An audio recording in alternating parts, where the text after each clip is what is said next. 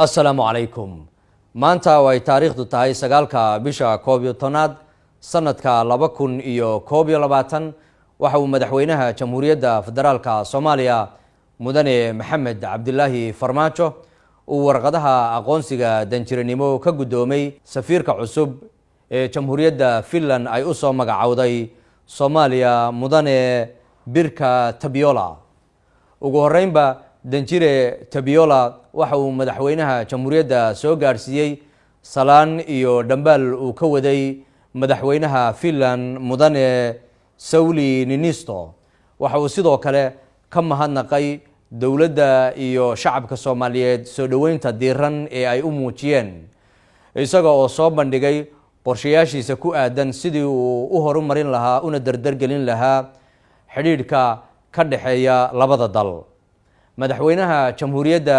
iyo danjire Tabiola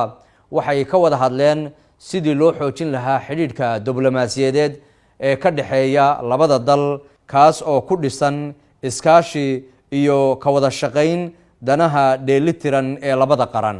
madaxweynaha jamhuuriyadda mudane Maxamed Cabdilaahi Farmaajo ayaa danjiraha cusub la wadaagay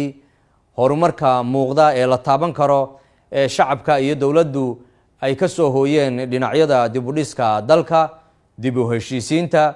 dib u habeynta ballaaran ee lagu sameeyay maalgashiga iyo la dagaalanka argagixisada iyo musuqmaasuqa ugu dambeyntiina waxa uu madaxweynaha jamhuuriyaddu ugu hambaliyay danjiraha cusub